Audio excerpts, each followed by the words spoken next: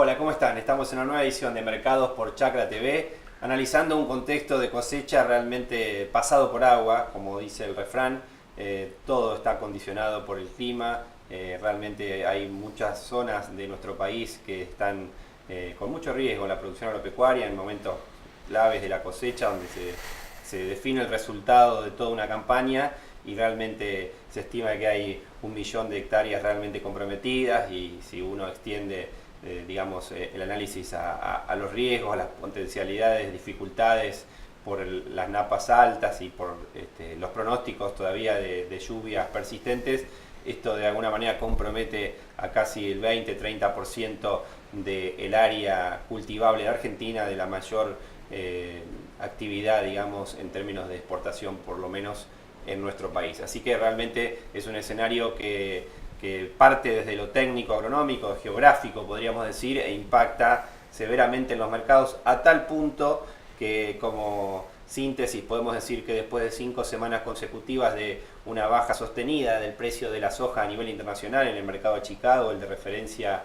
global, toda esta situación de los riesgos para la cosecha argentina y las posibles dificultades para la recolección de la soja hizo que ese declive en la cotización internacional al menos se detuviera. No repuntó, no revirtió la tendencia, pero por lo menos se frenó esa posibilidad de seguir cayendo en la cotización, a pesar de que la estimación que hizo el Departamento de Agricultura de Estados Unidos en los últimos días, el martes de la semana pasada específicamente, confirmó que hay un exceso de soja, una enorme cantidad de soja en el mundo, los stocks, lo que se espera que se va a cosechar, especialmente en Brasil, y porque también Argentina, si supera este trance climático, también va a tener una cosecha muy voluminosa. Pero bueno, estamos para analizar todo esto con más detalle con Diego Pazzi, técnico de Global Tecnos, que nos visita hoy, que nos va a ayudar a decodificar un poco más, básicamente con foco en los mercados. Este contexto que yo planteaba tenía que ver más que nada con las cuestiones técnicas de los cultivos, que por supuesto están íntimamente relacionadas con los mercados, pero bueno, con Diego vamos a poner más foco en las cotizaciones. ¿Cómo estás, Diego? ¿Qué tal? ¿Cómo va? Bueno, pasado por agua, ¿no? Sí, sí, la verdad que este agua cae en momentos inoportunos, parecido a la campaña pasada, con más de 200 milímetros en muchas zonas, excesos por todos lados. Me tocó el fin de semana transitar la ruta 8 hasta Córdoba, y la realidad que rutas anegadas, campos llenos de agua. Lo bueno que en algunos lados se veían máquinas cosechando, o sea que en algún punto donde los campos no son planos y tienen alguna pendiente, sí se está trabajando. Claro, hay que tener en cuenta, las estadísticas marcan, según la Bolsa de Cereales de Buenos Aires, que estamos en un 8% de avance de cosecha a esta altura del año, cuando el año pasado estábamos al 13%, o sea, es importante la diferencia, y más aún se alarga esa brecha si uno compara con la campaña 2014-2015, que a esta altura del año ya se había recolectado el 30% de la cosecha, para dar una idea del efecto, exacto, del retraso que está provocando el exceso de agua. Sí, sí, tal cual. La campaña pasada también tuvimos, me acuerdo, ahí en Entre Ríos, sur de Santa Fe, sur de Córdoba, todos los excesos. Bueno, hoy se da algo, no en esa magnitud, pero sí más generalizado. Y como bien dijiste, bueno, ya el mercado internacional parte está leyendo esto, o sea, la tendencia bajista que veníamos viendo en las últimas semanas parece haberse detenido, pese a un informe de Luzda que, como bien dijiste, le agregó algo, un tono presión bajista. Exactamente. Para Brasil los números son de 111 millones de toneladas. Recordemos que estaba la campaña en 108, estaba en 108, 109. La campaña pasada había terminado en 96, o sea, la magnitud del aumento que tiene Brasil. Y para Argentina creo que están en torno a 56, 57 millones de toneladas.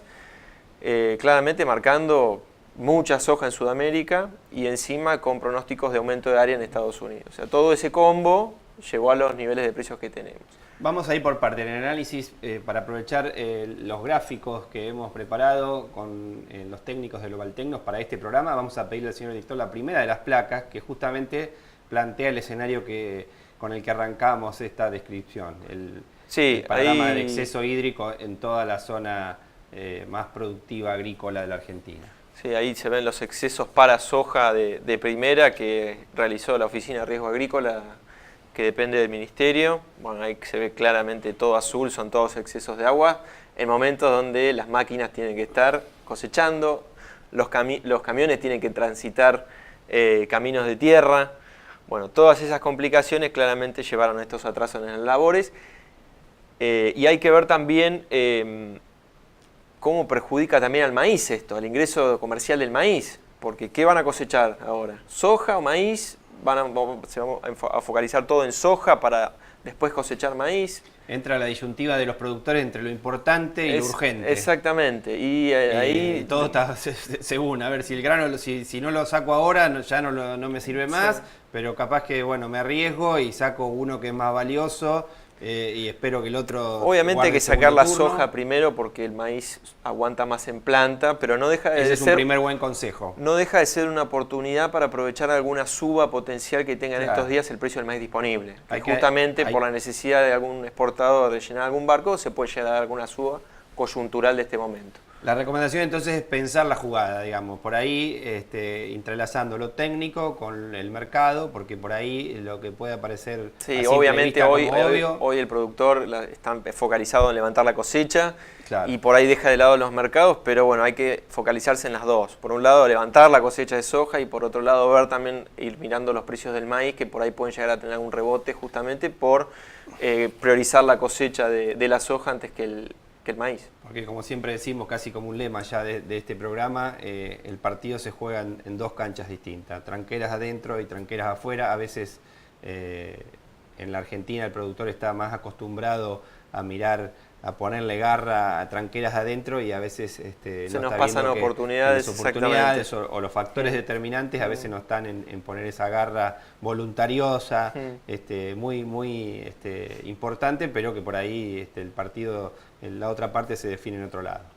Sí, exactamente. Y bueno, con lo que respecta a los precios de soja y el comportamiento por parte de los productores hoy en día, también esta tendencia a la baja que se detuvo tiene que ver por la no venta por parte del productor argentino también, ¿no? Claro. Cuando miramos lo que tiene preciado el productor en términos de productos, vemos que vendió trigo, vendió maíz y la soja no la vendió. En parte, por ahí lo toma como última reserva de valor. Exactamente, y porque también venía haciendo años anteriores. Por dos cuestiones. Los precios no son atractivos y después quiere ver, después de que cosecha, qué es lo que tiene. Vamos a ver cómo es el avance de cosecha, de alguna manera lo estuvimos adelantando en la segunda de las placas, el avance de cosecha de soja en Argentina, donde ahí se ve claramente lo que anticipábamos. Es muy por debajo el nivel de cosecha respecto a las últimas dos campañas. Sí, estamos al 8% casi, por ahí algo más, durante este fin de semana se pudo haber avanzado. Retraso respecto a la campaña pasada, como bien dijiste anteriormente, pero también si miramos la campaña anterior ya estamos arriba del 30%. O sea que el retraso es muy grande. Claro.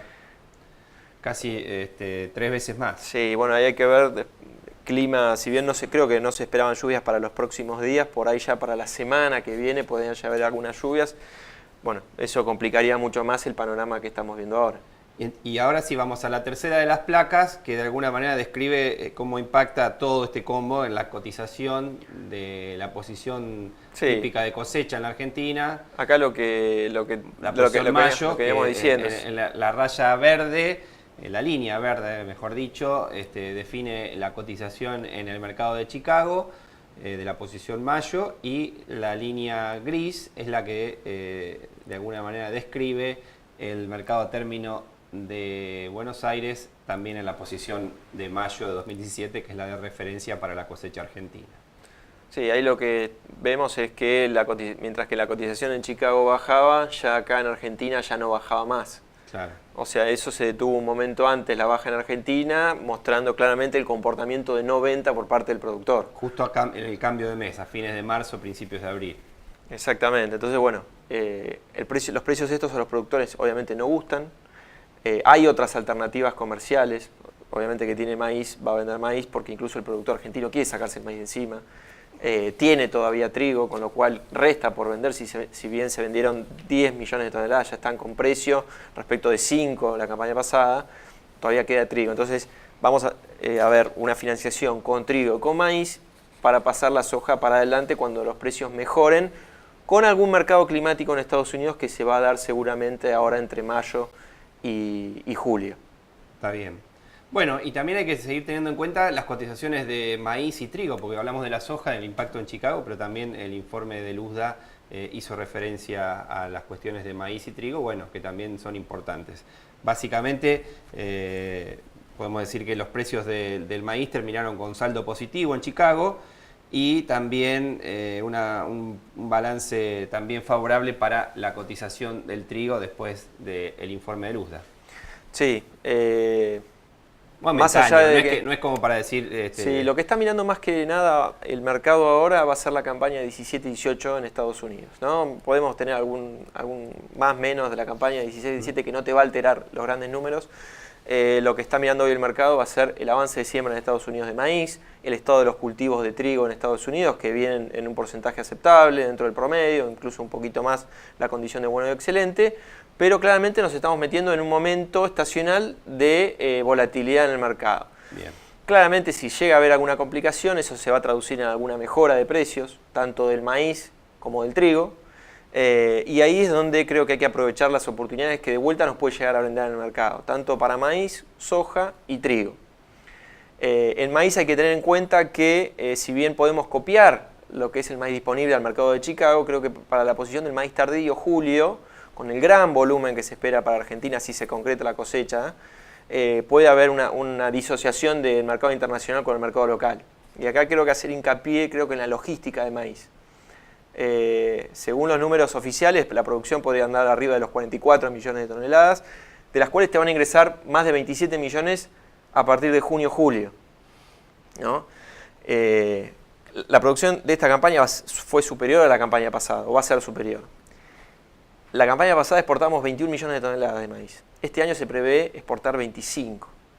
Ahora, pudimos exportar 21 millones de toneladas con un Brasil, con sequía en Brasil. ¿Se acuerdan que la campaña pasada tuvimos sequía en Brasil? Sequía en Sudáfrica.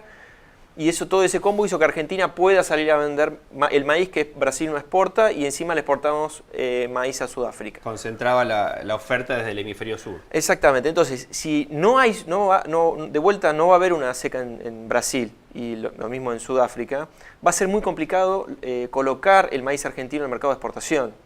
Entonces creo que hay que hacer foco en la comercialización del maíz tardío principalmente y saber a quién se lo vamos a vender. Por eso recomendamos tomar coberturas tanto de precios, con alguna opción si queremos captar alguna suba, pero también la parte de logística, ¿a quién le vamos a entregar el maíz? Porque decimos, bueno, el Martín los va a aceptar, los consumos van a estar. El consumo te va a llevar 17 millones de toneladas, incluido etanol. No te mueve tanto la aguja con el respecto del volumen que vamos a tener de producción. Entonces creo que hay que hacer foco en maíz porque se nos viene un cosechón. Claro. Y los funcionarios que están encargados de abrir mercados y hacer acuerdos comerciales en todo el mundo, también es un mensaje para ellos para que bueno, en trigo se ha logrado, se han exportado ya prácticamente 6-7 millones de toneladas. A nuevos mercados en algunos casos. África se le ha exportado mucho, sudeste asiático se le ha exportado mucho. Y además está Brasil, ¿no? Como socio que está queriendo volver y está queriendo confiar en la oferta de Argentina, sí, que se había que obviamente le conviene ante claro, comprar trigo en otras partes del mundo. Justamente, esa sería la pregunta final que te quería plantear, sí.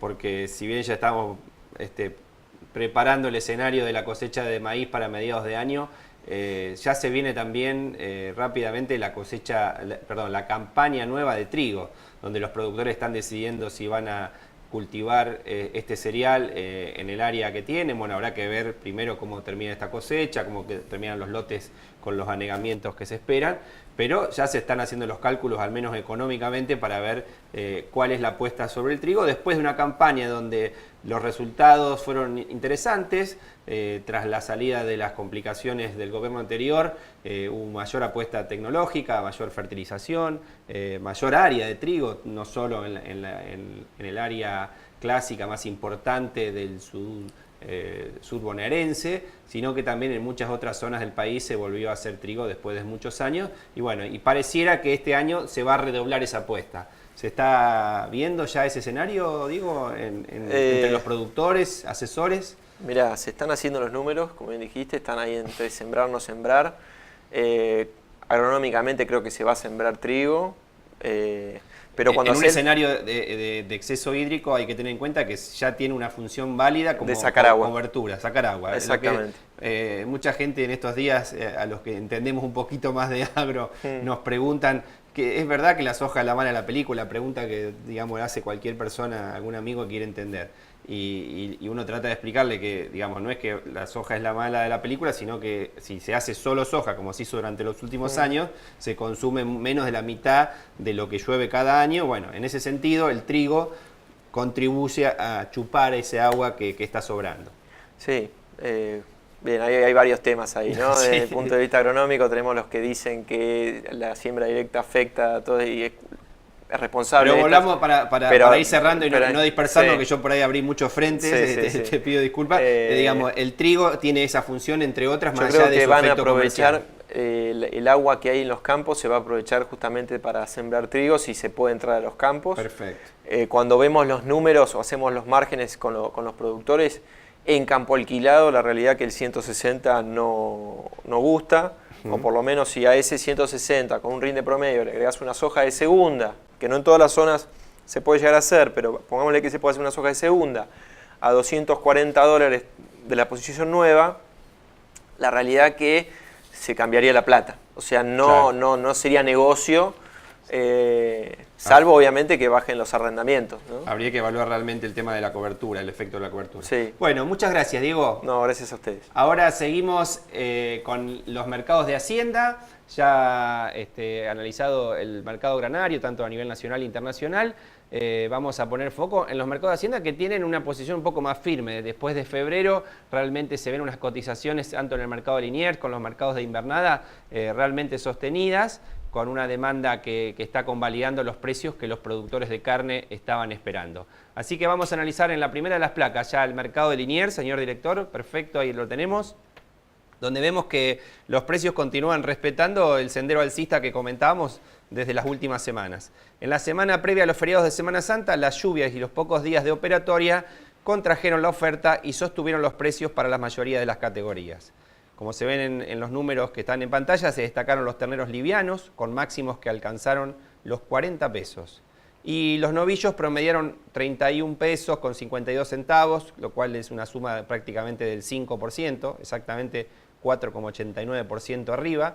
Y en lo que va del año, la suma acumula un 28%.